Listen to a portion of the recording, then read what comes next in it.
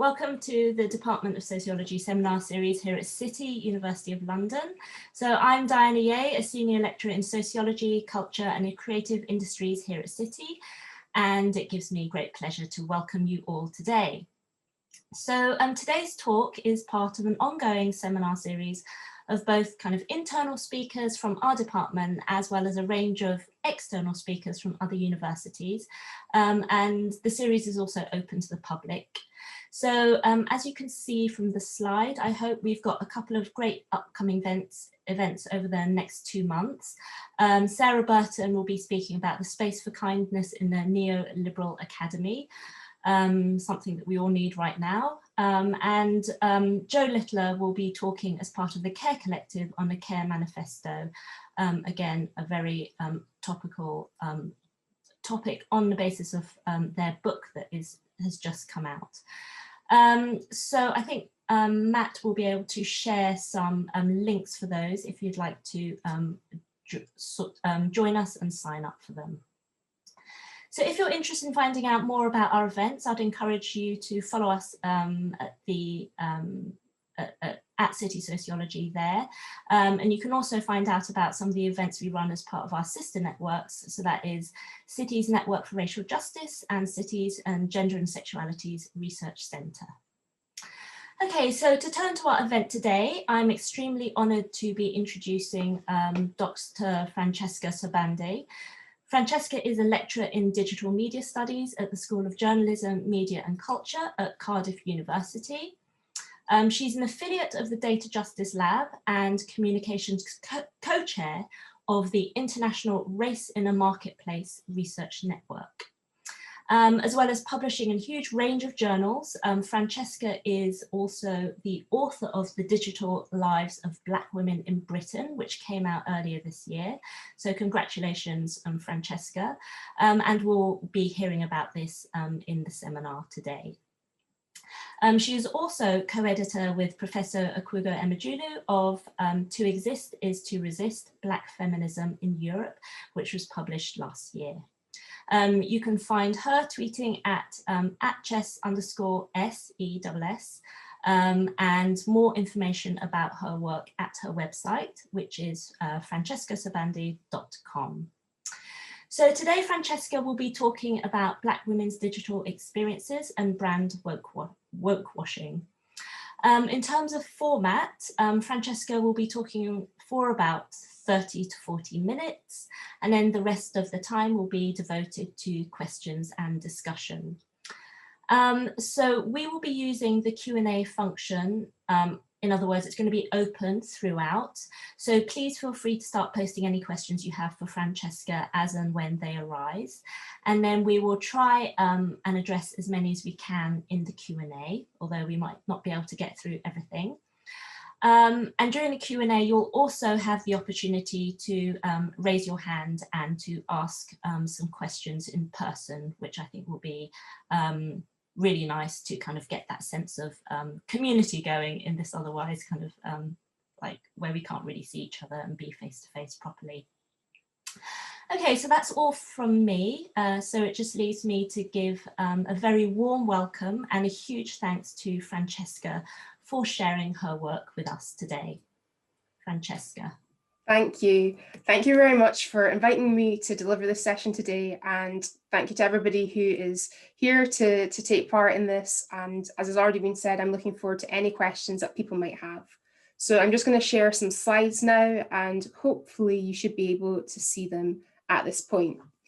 So the session today is really focusing on Black women's digital experiences and what might be referred to as brand woke washing. So I'm really wanting to draw on 2 ongoing projects that I've been focused on for over 5 years at this point. One of these projects stems from my PhD thesis, which dealt with the media experiences and lives of Black women in Britain. And the work that I do on woke washing really started during that time as well. So this has involved me looking at the different ways that brands, individuals, as well as institutions, so thinking about the self-brands, for example, of celebrities and influencers, and the different ways that commercial organizations are trying to tap into discussions to do with social justice movements and activism, but often ultimately in ways that involves them prioritizing profit over people. So over the course of this next hour or so, I'm planning to share some of the key findings from my work, some of my recent thoughts to do with in 2020, how have we seen woke washing develop or woke washing rise, and to just really have hopefully a conversation with you about what my work entails, the principles that underpin it, and how I have developed the various projects I've been focusing on over the last 5 years. So as has been mentioned, this summer, my book, The Digital Lives of Black Women in Britain, was published with Palgrave Macmillan. It's available to buy for £24.99 through their website as a hardback and £19.99 as an ebook. There are 2 online open access chapters which focus on Black women in the media in Britain, as well as Black women's digital diaspora, collectivity and resistance. And you can also access the full book for free through the Free Black University, which I always encourage people to try and support and to look at the brilliant resources that are freely available through their e-library. So today, what I'm going to be discussing relates to some of the research at the heart of this book, but also, as I mentioned, it connects to some of the conversations I've been having with people in recent months and the different ways I see the coronavirus pandemic and the galvanizing visibility of Black Lives Matter organizing in 2020 having impacted the lives of Black women and the different ways that organizations are attempting to allegedly align themselves with the politics and principles that are a part of Black women's lives. So where did this all begin? I started my PhD thesis, or my PhD journey, I should say, in 2015. Initially, I was interested in the television representation of Black women in Britain and the different media experiences that Black women were having. So I wanted to know, what were people watching on TV? What sort of images did they perhaps identify with, or what sort of depictions were they frustrated by? But when I started to interview other Black women about their television and media experiences, something that became apparent very early on in this project was just how many people were turning away from mainstream media in Britain and were actively going online to create, curate, and share digital media and content and representations which were just very much absent in mainstream media settings. So this is the point at which I realized that digital was really going to be the focus of a lot of what I was looking at. And this is when I realized that when we're speaking about digital, we're not just thinking about the obvious social media platforms that might come to mind. So it's not just about Twitter, Instagram, YouTube, different content sharing platforms. We're also thinking about the various ways that people communicate with one another across countries, across continents. And sometimes that involves a degree of visibility and publicness. And other times there is more of a sense of not invisibility, but what might feel as though there's a sense of privacy at play. So throughout this work, I've been considering the entangled processes of Black cultural transmission and consciousness raising. And what I mean by this is the different ways that Black women in Britain and elsewhere are sharing knowledge, co-creating knowledge, are taking part in conversations and activities that involve consciousness raising efforts to do with Black feminism, anti-capitalism, and different activist positions. And as part of this, I've also been reflecting on how experiences of work and labor are always present, and actually just how many examples of the work and labor of Black women are rarely regarded as work and labor, or more specifically, are rarely regarded as work and labor that should be recognized, financially supported, and it should be engaged with and supported in a very sustained and long-term way. So this has involved me thinking about the notion of Black digital diaspora, which I'll speak a little bit more about shortly, and the different ways that the digital experiences of Black women in Britain are shaped by tensions between digital culture's communal, countercultural, and commercial qualities. So what does it mean, for example, to try and pursue liberationist goals, to try and take part in activist work in various digital environments that are ultimately tethered to racial capitalism, and which are often overseen by various organizations, structures, and bodies that you could say are very much built upon foundations that are inherently anti-Black. At this point, I wanted to spend a little bit of time reflecting on the methodological approach that I have adopted. And this is just something that I did today, actually. I was thinking about how reflexivity and creative methods have been a part of my work for a while, but I also found myself reflecting on two moments in my PhD journey and two moments in my ongoing research experience. So one of them was when I first decided to join Twitter, which I think was around about 2015. It might have been later than that, but it was certainly fairly early on in the PhD process, I think, at the latest 2017. But even when I was trying to remember, when I first joined Twitter, when I started to use it, I began reflecting on the various ways that digital experiences and self-reflection as part of research can be a really important way to remain grounded and to remind yourself of where you initially started your work from, the initial ideas that have resulted in what the work has become, and also just thinking about the different ways that I have learned from others. So beyond journal articles, beyond books, the importance of attending different exhibitions or the importance of entering various spaces that were very much outside the confines of academic institutions. So these are just a few examples of moments or experiences or reflections that I've had over these last several years that have helped me to get to a place where I am grappling with these tensions between the communal, countercultural, and potentially commercial qualities of a lot of digital culture. So this has included taking part in the Digital Pedagogy Lab last year as a fellow and attending a fantastic course there on digital identity, which was run by Sherry Spielik. And that involved thinking about the role of memes or the role of different examples of digital content in my daily life, and then considering how that would be a part of my own pedagogical praxis. So now this year, when I've developed a new module that focuses on memes and digital remix culture, I often find myself reflecting on my own digital experiences and also the importance of that critical self-reflection when it comes to not only research, but teaching too. So for me, taking the time to consider how I've tried to make notes, I've tried to seek out information, I've tried to sort of archive and document this PhD journey was helpful to also think about the ephemeral nature of a lot of what can happen as part of doing research. And I think especially during the thesis process, there's this emphasis on presenting things in this very neat and linear way. And there's often this emphasis on coming to a very concrete conclusion, which can deny the messy reality of doing ongoing work such as this. And something else that happened during this time, which just brought me back to thinking about the ephemeral nature of archiving, documenting, research and reflections, was a point when I found I'd lost tens of thousands of photographs from a device. And I really found myself thinking through the role of images and digital experiences and digital documenting in a sense of remembering, a sense of time. So this might seem like a little bit of a tangent, but I wanted to speak a little bit more now about how creative methods and self-reflection has played a key part in the way that I approach my work, and also how I feel that can translate into teaching in a helpful way that just involves reminding everybody of the fact that knowledge producers and scholars aren't just those individuals we see cited in academic journals, and that knowledge production doesn't always take the form of the sort of non-fiction writing that tends to be emphasized or valorized within academic institutions. So moving on to think a little bit more about the various creative methods that I've explored. 2 slides ago, I included some images. So I've made use of drawing, painting, poetry, some very bad poetry and creative writing, to just think about how my own sense of self and my positionality and who I am shapes my work, and also shapes how other people interpret my work.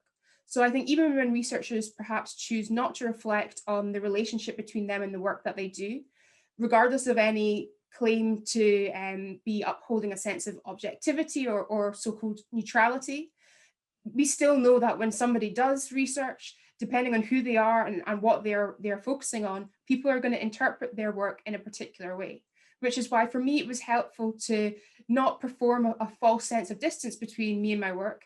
I wanted to embrace that, and I wanted to dismiss the notion of objectivity and neutrality as something to be sought after and celebrated.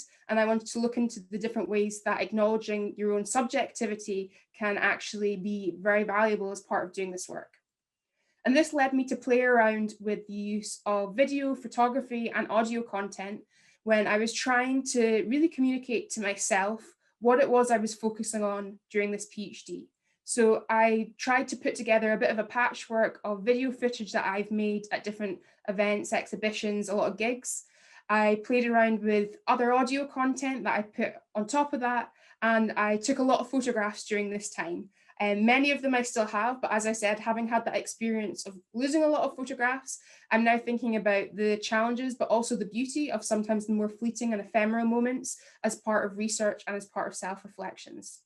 So I'm just going to play this for a few seconds or so we've got enough time to continue speaking about everything else. The start of this is footage from an Anoni gig in Edinburgh a few years ago.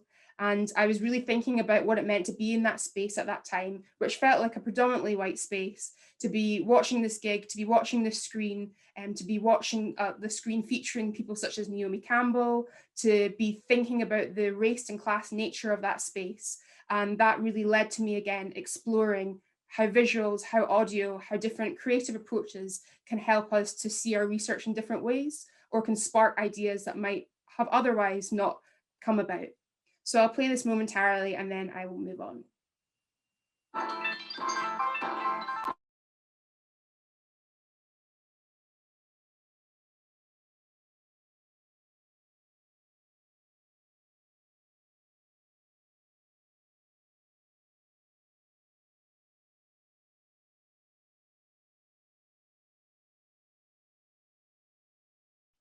So something that's also very much been central to the work that I do is considering how the concept of the gaze, the all-encompassing institutional gaze, the gaze of the viewer, what might be referred to as the producer, the consumer, the spectator, essentially how ideas to do with looking and gazing shapes our understanding of digital experiences, and whose digital experiences tend to be foregrounded as part of conversations to do with digital culture.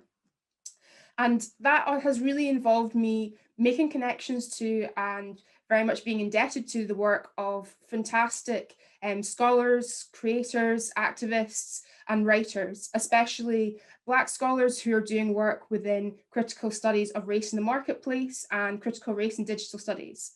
So in terms of my theoretical framework, I draw a lot on Black feminist thought and the fantastic work of Kishonna Gray on Black cyberfeminism, a lot from critical race and digital studies, as I've said, so including the work of Andrew Brock on distributed Blackness, and the fantastic work of scholars such as Safia Moja-Noble and Ruha Benjamin on the oppressive nature of algorithms and how racism can very much be encoded into tech, how it's designed, how processes operate and function. And the book Heart of the Race, Black Women's Lives in Britain, which is so fantastic, has really helped me to consider the different ways that Black women's lives in Britain have and haven't changed. And this has also involved me thinking about how racial capitalism and the commodification of Blackness functions as part of all of this. So from the thesis to the book, I'm conscious that there might be people on this call at different stages of their research careers. There might be people on this call who do many different types of work, of projects, and there might be people here who are interested in the various ways that the PhD process that I experienced differs to the process of writing the book. So I just wanted to spend a little bit of time reflecting on how the ideas that I dealt with in the thesis changed as part of working on my book, The Digital Lives of Black Women in Britain. And this for me involved less of a focus on the content of representations and much more of a critical focus on the politics and power dynamics that impact Black women's experiences of work, labour, and different digital technologies and spaces. So I know that we can't sort of separate representations or representational politics from work and labour conditions, but sometimes I do think that conversations to do with Black women in the media, the conversation sometimes stops at just discussing how Black women are represented on screen. They're sometimes less of a concern with their opportunities and the opportunities that they can or can't access in terms of working within the industry, and then how they are treated when they do work within the media industry or the creative and cultural industries more broadly. So when it came to working on this book, I wanted to spend less time thinking about representations on a surface level and more time thinking about Black women's material conditions and how changes in terms of the ways Black women are represented in mainstream media might not actually reflect much in terms of potentially substantial changes that are impacting inequalities or that are helping to improve their lives.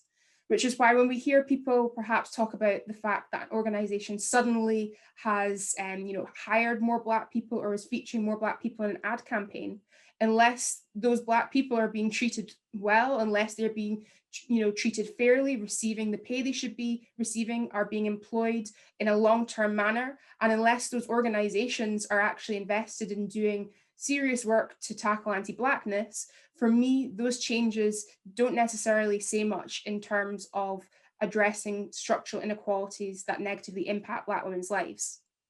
And when working on this book, I wanted to account more for the history of Black women's media experiences, the history of Black women's activism in Britain. When I was working on my thesis, there was much more of a foregrounding of the contemporary moment. So for me, one of the brilliant parts of working on the book and having many less constraints to account for that are often a part of the PhD process was that I could spend more time dealing with archival material. So this involved looking at the Spare Rib Digital Archive, as well as resources at the Black Cultural Archives in Brixton, London. And some of the key themes really that are explored as part of my book include digital diasporic dynamics. So this is thinking about the different relationships between various countries, continents, and what might be viewed as different regional, national, and transnational relations. And I opened my book with some discussion to do with who I am and how the fact that I was born in Scotland, I lived there most of my life, I lived in England for a brief period of time, and now I'm living in Wales, and my mum's side of the family is also Welsh, how my experience of living in different parts of Britain as the person that I am has shaped my interest in these issues and my understanding of some of the dynamics between nations within Britain, which impact notions of identity, nationality, and which impact the different ways that Black women experience various regions. So this is just an excerpt from early on in the book, and I'm saying that given that the concept of Britishness is often equated with experiences in England, with little to no connection to those in Northern Ireland, Scotland, and Wales, I try to observe differences between the notion of being British and being in Britain. So I also wanted to avoid undermining the different national and regional specific ways that Black women in Britain may identify or be identified as, including English, Scottish, Welsh, and Northern Irish. I really wanted to avoid negating the experiences of Black women in Britain who primarily identify with a sense of nationhood located outside of Britain, as well as the experiences of those who do not identify with any notion of nationhood or citizenship, including what Ruha Benjamin refers to as a transactional model of citizenship, which presumes that people's primary value hinges on the ability to spend money and in the digital age, expend attention, browsing, clicking, buying. And there are so many examples of this interdependent relationship between normative discussions or normative discourse to do with nationality and citizenship and nationhood and consumption. So I'm thinking a lot about how the push to spend money, to buy things, to go out and eat at restaurants, to allegedly save the economy is a really clear example of when ideas to do with citizenship and nationality or patriotism as well are very much tethered to capitalism and consumption. And when I was speaking to different Black women about their digital experiences, something that came through was how, depending on where they were located, they may struggle to access digital technology or constant and consistent Wi-Fi as part of the way they seek out media images. So someone who I spoke to said that they had, for most of their life, lived somewhere with generated electricity, which means that the electricity goes off. There have been no neighbors, so it's fairly remote, and my mother's mother would make video recordings from films that were on TV. So I've shared this really because something that we see happen time and time again is discussions about Black people in Britain occurring in ways that homogenize their lives. And there can sometimes be a risk that when we're speaking about Black women's media experiences, when we're speaking about Black women's digital experiences, that there's an assumption that all Black women, first of all, are able to go online or want to go online, or that all Black women experience digital environments in the same way, when that absolutely is just not the case. So when thinking about what's going on right now or in recent years, the various ways that Black women in Britain have been creating different digital outlets themselves, have been producing content through platforms such as YouTube, I kept coming back to Black women's media history in Britain. And this is where archives such as BCA, as well as Glasgow Women's Library, were so invaluable in terms of the bulletins, the leaflets, the books, the journals, the material that was there, which provided a little bit of a window into some of the ways that Black women have been experiencing media over the decades and have been collectively organising in response to the ways that they are misrepresented, stereotyped, excluded, and are included in media narratives that are very harmful and which very much push ideological positions that are white supremacist and anti-Black. So I was looking at how Black women in Britain have been self-representing and organising. And again, I was thinking about the politics of representation. So what it means when organisations will claim to be anti-racist or will claim to be supporting Black women merely because they're featuring a few more Black faces in a TV show, or because they've added a Black side character who has very few lines, but which they seem to think is a revolutionary act.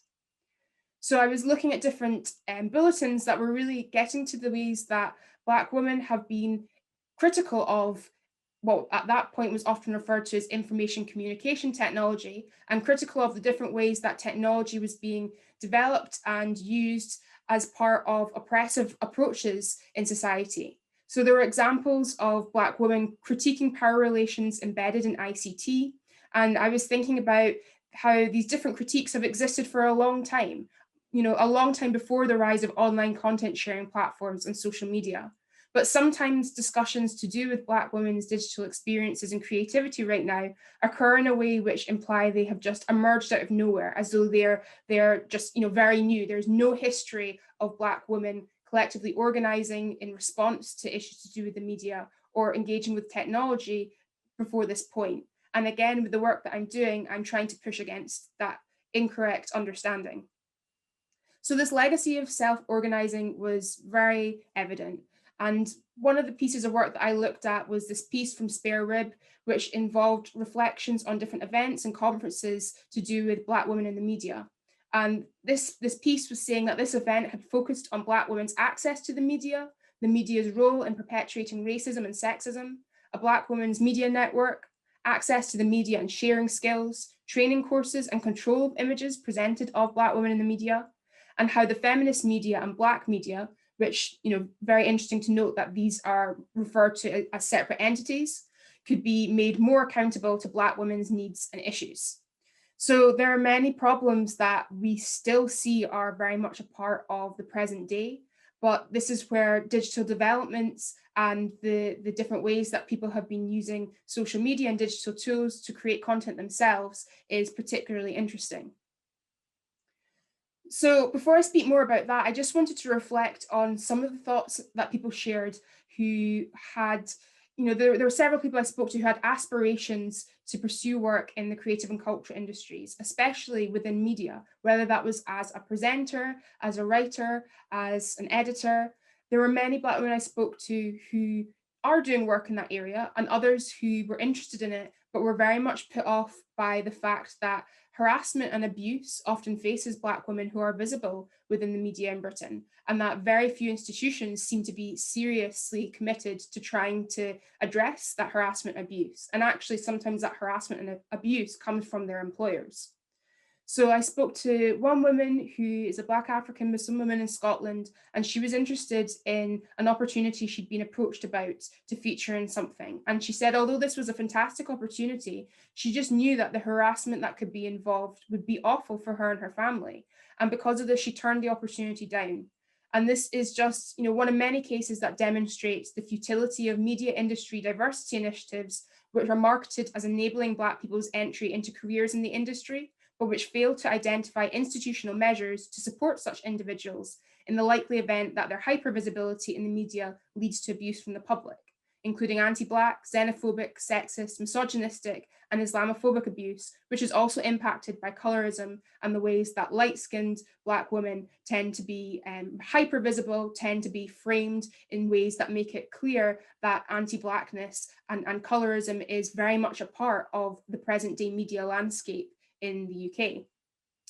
And when thinking about these different experiences, something else that came through was the emphasis on entering the industry, of the initiatives that do exist, of those EDI activities that are available. The focus is often on trying to help Black women or Black people to enter the industry at an entry-level position, and often in ways that imply that these Black women, these Black people need more training, they need leadership help.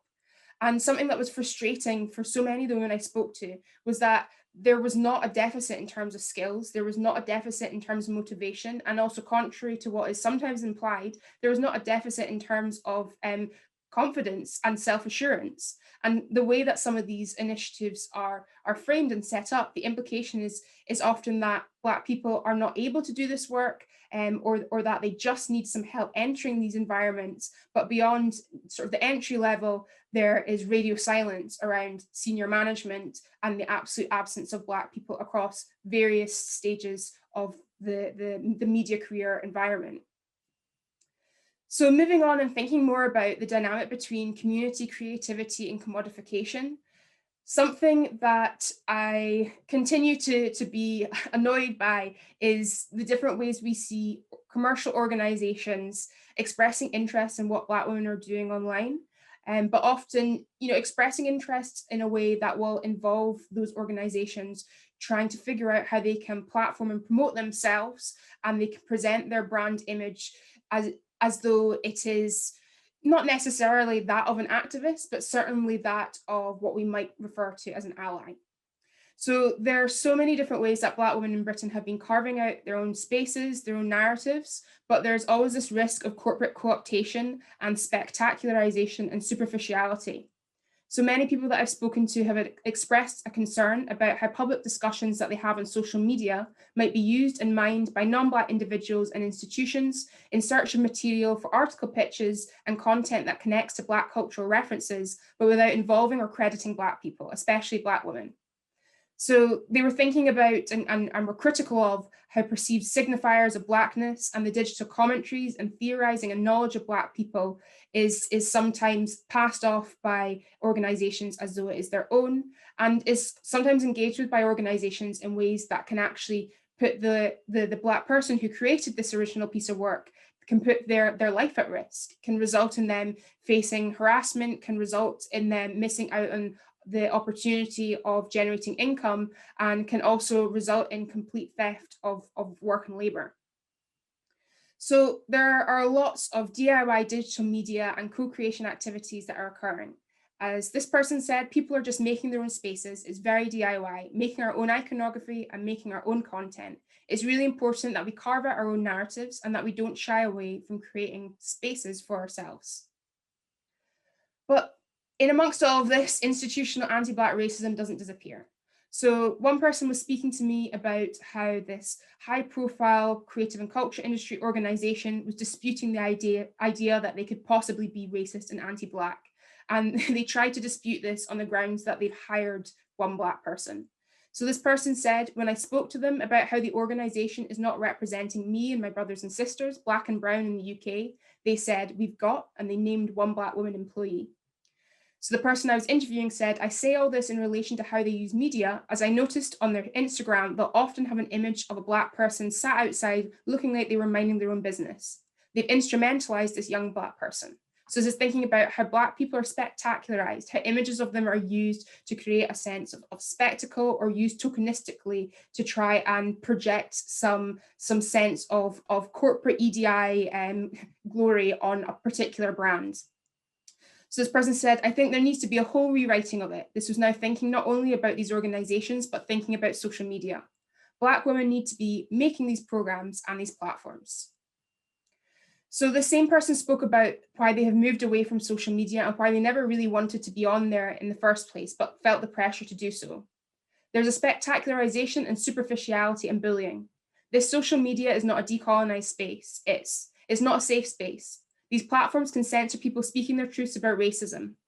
And they went on to speak about how often if you talk about whiteness, if you call out racism, you might face censorship, you might face your account being deactivated, you might find that your ability to just speak your truth about oppression, about anti-Blackness is overseen and monitored and managed by different platforms and organizations in ways that prevent people from calling out injustice.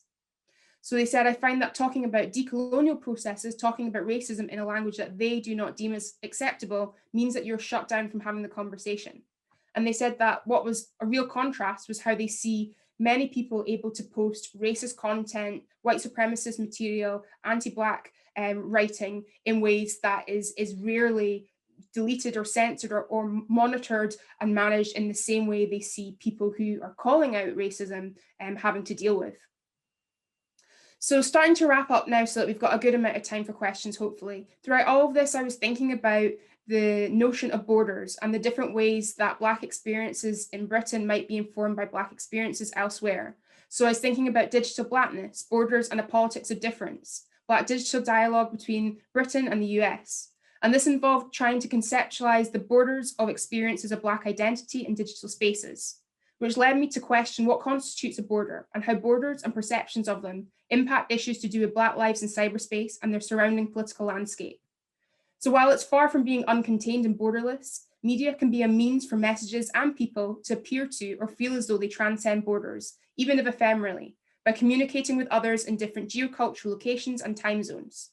Still, the digital experiences of Black people are far from being borderless. They are shaped by physical and virtual geographies and many layers of power and politics.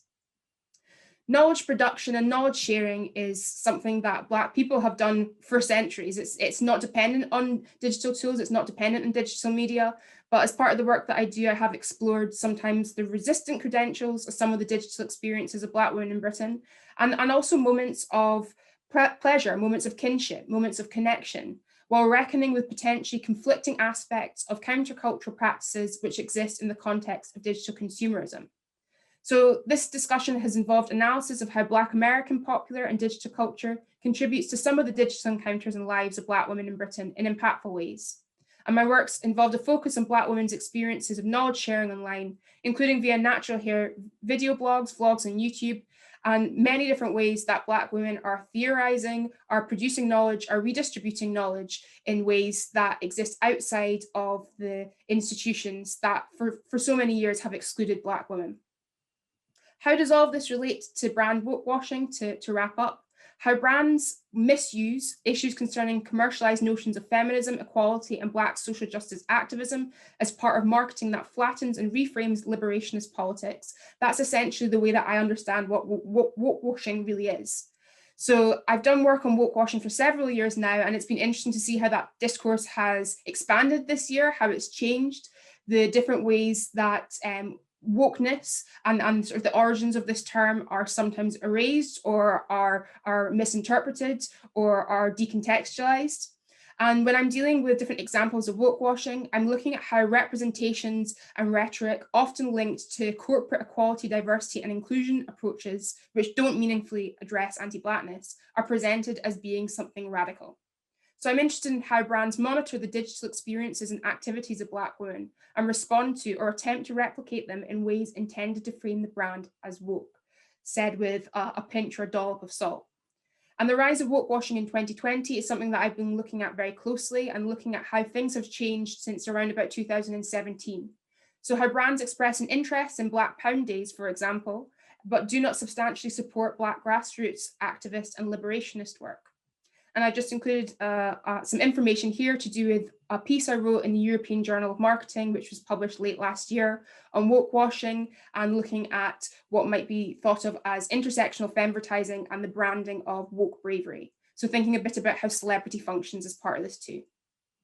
So what will we see in the future with all of this? I'm not going to pretend to say that I know, but what we have certainly seen is the absolute expansion in terms of the number of brands and individuals attempting to contribute to conversations to do with Black Lives Matter, to do with anti-Blackness, to do with anti-racism. And what that sometimes also means is individuals and organizations engaging with Black women's work in a very extractive ways, in ways that involve forms of exploitation and in ways that involve forms of erasure too. So thank you very much for your time. Hopefully you have enjoyed what I had to share today, or there are questions that you might want to ask me. And as I said, it's been really great to have this opportunity to speak to you today. Thanks very much. Great, thank you, Francesca. That was fantastic. You actually covered so much ground in that presentation that I have sort of all sorts of questions for you. However, I'm not going to abuse my position as chair just yet. We do have a question for you. So I will just perhaps, yeah, I have a question in a Q&A coming in, and then I'd like to also invite audiences to, I'm not quite sure how it works actually, but I think Matt will, to raise their hand if you have a question that you'd like to ask Francesca personally, because I think it would be really nice for people to come in and ask their questions. So the people who've already posted their questions there, would you like to actually ask Francesca verbally? I always feel like it's nice to have that human contact rather than the chair doing it. So if you'd like to, I'd like to invite you to come in and, yep, Zoe, would you like to go first then? We do have another question as well, but Zoe, please feel free to go first, and then perhaps Kylie can come in later. Yeah, can you hear me? Yeah, we can. Oh, cool. Hi. Hi. Hi. Would you like to say who you are, and just to preface it a little bit? Sure, yeah, I'm Zoe, Zoe Glatt. I'm a PhD student at the London School of Economics, and that was great. Thank you so much. I think this is such an interesting and important topic. Sorry, I gave a bit of a rambly question in the text, but maybe in person that's easier. So I think in line with all the things you've been talking about, I've been really interested to see how following the Black Lives Matter protests, brands have been having to identify themselves as interested in social justice, and in particular racial justice, and how often it just seems to be about their brand identity, you know, visibility, the visibility of their brand identity, and making sure they don't look bad, basically, and that they're in line with kind of the structural things that are happening, the political things that are happening. So I guess my question to you is, well, the way I phrased it in here was, I'd be interested to hear more about how you understand the relationship between what brands say they believe in and what they're actually doing in relation to racial inequality. And I guess more broadly, is there a meaningful way that brands and other companies can actually engage with these issues, or is it always ultimately, you know, social justice being subsumed by capitalism, which is at odds with the very values of racial equality and other forms of social justice? Does that make sense? Yes, thanks for that. It makes perfect sense. I'm going to do my best to answer the question. So I think the first part of it, really thinking about maybe the relationship between what brands will sometimes say about these issues, or how they will express a sense of concern or an interest in trying to tackle inequalities, versus what sometimes may be going on internally. I think when we're dealing with any commercial-oriented organization, particularly those that are global in nature, that might have a track record of very dubious work and labour practices across countries in terms of who's employed, how they are treated, the health and safety risks that they face as well. I think that I'll never be able to take seriously a brand claiming to care about Black lives when there's evidence to suggest otherwise, in terms of how the Black people who are working there are treated, or their absolute lack of financial support in terms of grassroots activities that are happening, which they could be trying to help with. And sometimes I think when I speak about this work, people say to me, so is there no point in brands trying to do things differently? And that's definitely not what I'm suggesting. But I think what's really uncomfortable is when very small and relatively surface level superficial changes are presented as being this sort of glorified sense of allyship, or are presented as suggesting overnight a brand has suddenly woken up to racial injustice and is doing something that's actually going to make a significant difference in terms of the material conditions that Black people experience.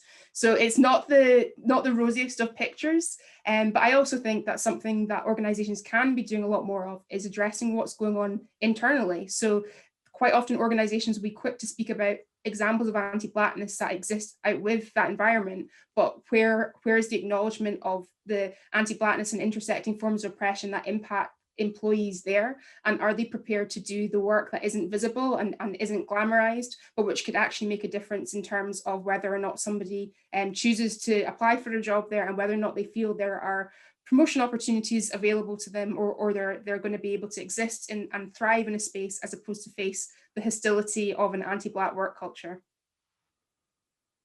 Fantastic, thanks Francesca, that's a brilliant answer. I'd like to invite Kylie to come in if you'd like to ask your question, Kylie. Yeah, can you hear me? Yeah, we can. Hi. Lovely. I just did a thumbs up, like, because you can't see me. Anyway, and thank you, Francesca, and that was amazing. And thank you for your book, which I'm already citing all over the place. Thank you. I have my question is, it kind of emerges out of the Association of Internet Researchers conference, which was 2 weeks ago. I don't know. And obviously there was a lot of discussion about race. The way race was being framed from the US scholars using kind of the heart of critical race studies, which comes out of there, wasn't necessarily resonating with the scholars studying race in the rest of the world, because that very specific context of the US history. So I'm just wondering if you could talk a bit through whether you'd had any kind of adaptations or that you needed when applying the kind of critical race scholarship to the British context. Thanks. Yeah, so I think definitely it goes without saying that there's a lot of scholarship that comes out of the US that has been so foundational to the work that I do, and which, even though there are, you know, distinct differences in terms of the specifics of these geocultural settings and the politics and histories they're a part of, and there's also a real sense of resonance as well. But I think something that was helpful for me to do was think about the history of how Black people have experienced Britain, and what that means in terms of histories to do with colonialism, to do with migration, to do with the relationship between nations within the UK. And something that was tricky, and I was going to flag during the presentation, but I was conscious of time, when dealing with archival material in the UK, I think the common use often of terms and sort of broad categories such as Black, Asian and minority ethnic being, or a point in time when sort of Black was being used in a politically way, makes it very difficult to sometimes actually find information that's specifically about Black women of African descent.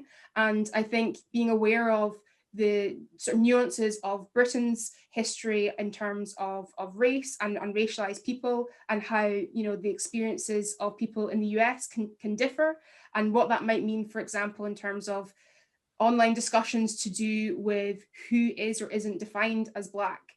So thinking about, you know, there were many people who spoke about the one drop rule in the US, and how they sometimes felt as though, because of global media flows and because of the hegemony of the US, understandings of race there being imported in the UK, and these different tensions that exist not only at the level of trying to do the research and access information, but that might exist when we're having different conversations online about how Blackness is understood in certain spaces, and how we can talk about a sense of collectiveness and a sense of Black diaspora, whilst also being sensitive to the differences that exist and are impacted by where you are and where you've been.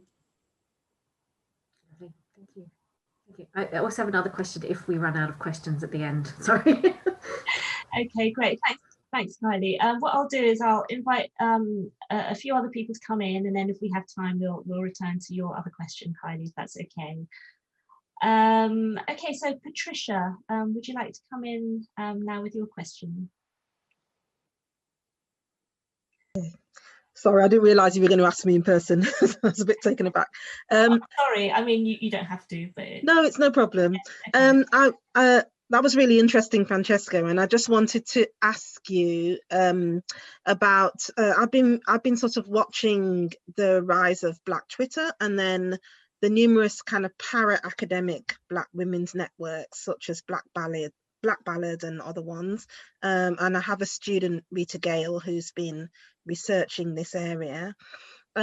So my question was, I wonder whether you see digital spaces as an alternative arena for education and intellectual work for Black communities that have actually been quite badly served by conventional universities. I find that quite exciting. Mm-hmm. Yeah, I couldn't have put it better. So I think you've captured exactly that. I think the potential in terms of knowledge production, knowledge sharing, the different ways, whether it is the Free Black University and what we see happening there are so many examples of Black people making use of digital technology to share information that has often been gatekept, and to also engage in forms of consciousness raising and education and pedagogical work that, as you say, has is often been absent from more formal and sort of mainstream educational settings. So I think it is really exciting. I think the only thing that I'm also always aware of is what it means if that work only exists in a digital space, and what that means for people who can't access digital technology or can't access the internet. So just thinking about how we can try and do that work in a way that accounts for that too, and ensures that we don't put everything into the digital and stay conscious and critical of the limitations of it. Yeah, that's really helpful. And I kind of another concern that I have really is that it kind of lets universities a little bit off the hook, and there is also a lot of borrowing, shall we say, or kind of exploitation of that material by mainstream academics. So there's just that difficulty that people are not necessarily getting paid for their ideas. Exactly. Great, thank you. So I have a question that is very much picking up on what has just been said, really. So Jenny, if I could invite you to come in with your question, and then I think we've got one, possibly two more questions if we have time. We'll see. Can you hear me now? Yeah, we can. Hi, Jenny. Yeah, sorry about this technology. Wonderful. So I guess it raised one of the questions that I wanted to ask Francesca. Thank you so much for sharing this presentation, and that follows up from what was just asked just now. It's a bit about the role and responsibility of the university and higher education in general, and not only as a digital participant. We can see how some people are have less digital dexterity as myself, and can feel or be excluded very temporarily from the conversation. What learning did you, maybe can you transpose from the media organization, and yes, the alternative of digital space to provide counter narrative and some form of resistance, but also,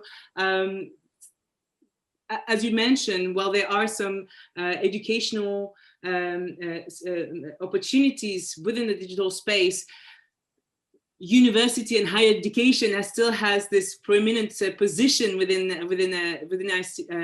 our society.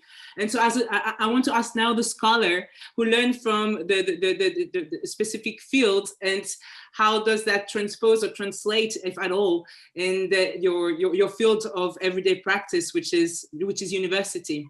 And yeah, if there's any learning that can be imported from there. Thanks. I'll try and keep my response brief, because I know we don't have much time, but I think so there's a lot that universities could be doing which they just aren't, and the list is long, but one of the things I do want to emphasize is that the way things such as the sort of Black Award, or sometimes is referred to as attainment gap, is discussed as though, again, there's always this idea that there's a deficit, as opposed to the issue is oppression, and the fact that Black people are less likely to receive the credit, the grades that they deserve, because of the white supremacist nature of the foundations of a lot of academia and epistemology and objectivity, and how these different things are understood. And I think sort of beyond that, again, sort of similar to what I was saying about the creative and culture industries, conversations sometimes focus, oh, 1 second, my laptop's doing something funny. I'm just gonna,